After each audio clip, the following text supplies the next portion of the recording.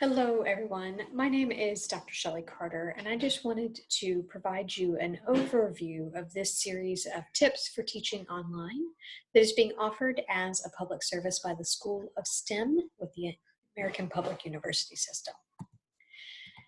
Just a quick note, a little context to this series.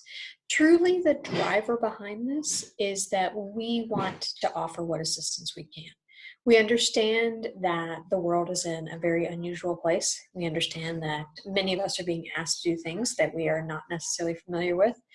And here within the faculty body in the School of STEM, we do have quite a few years of experience in the online format. And that can be in synchronous online, it can be in asynchronous online, it can be blended.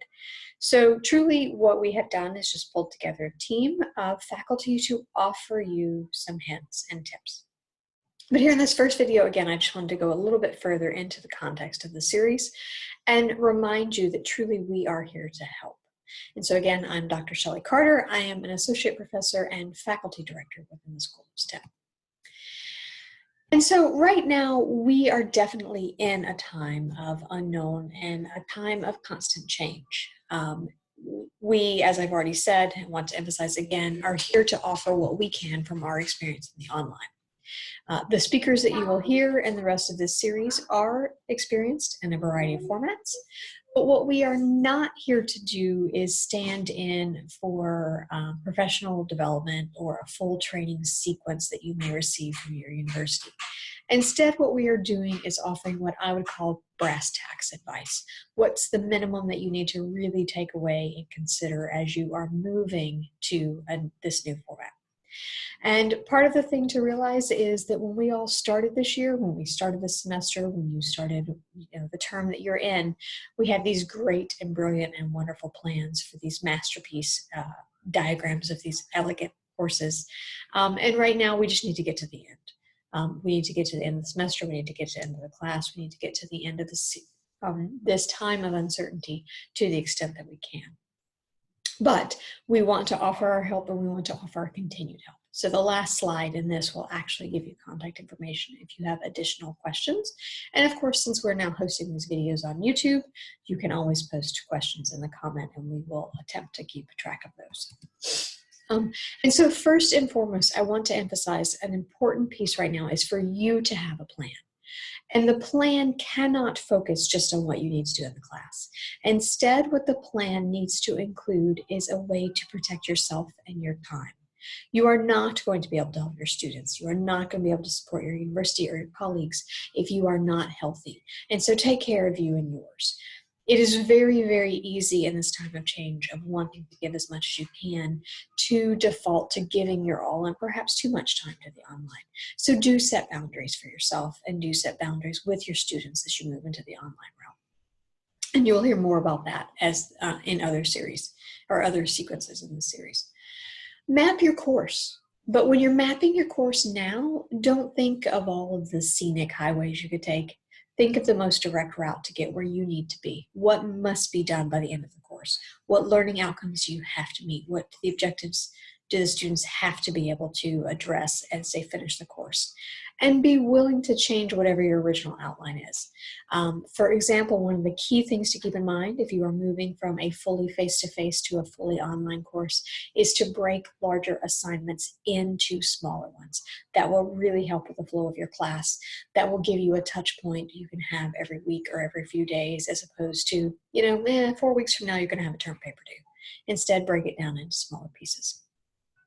And then implement the plan. And the first thing you want to do when you are implementing, besides outlining it in whatever online format you're using, if you have a learning management system, if you're using Google Classroom, whatever it may be, contact your students on day one back to class, whatever that may look like. Many universities took some extended spring breaks to give everyone time to reconsider, to reformat, to replot and plan the courses. So if you haven't yet reached day one, do contact them as soon as you can. Even if day one has already passed, if you didn't communicate to them what the plan was, do it now. It's perfect time. Say, hey, I just wanted to outline where we are and where we're going. Set expectations. Okay, expectations are both when they can expect to find you online, what kind of response time they can expect from you in the coming days, and also what you're expecting of them. Be upbeat. That's very difficult to be right now, or to do right now. We are all facing a host of different challenges, caring for family members, caring for ourselves, shifting into a format that we are not as familiar or adept in. And that's okay, but do what you can to try and keep spirits up. Also commit to contact hours, okay? If you're gonna have virtual office hours where you just commit to, if you text or call me during this time frame, I will answer. Or if you join me in the virtual classroom using our instant message system, or you join me in a Zoom room or an Adobe Connect room, whatever your university is set up for you, commit to those hours.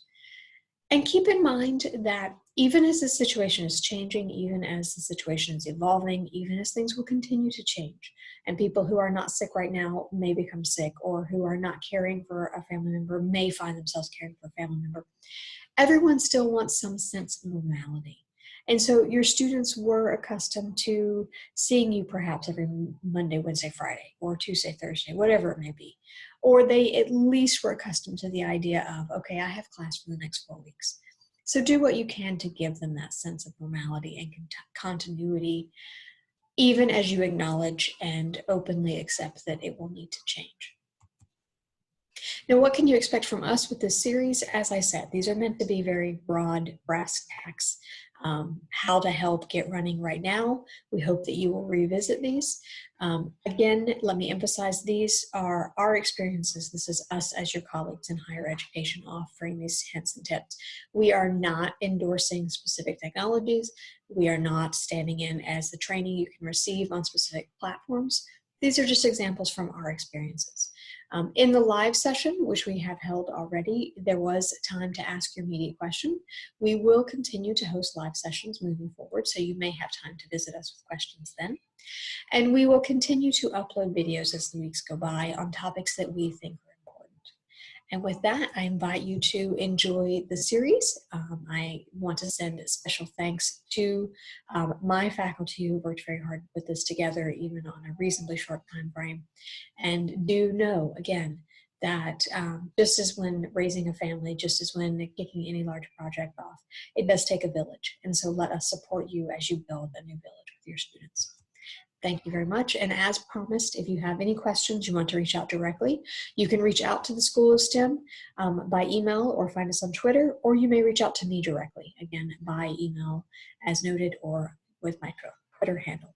Thank you very much, and I hope you enjoy.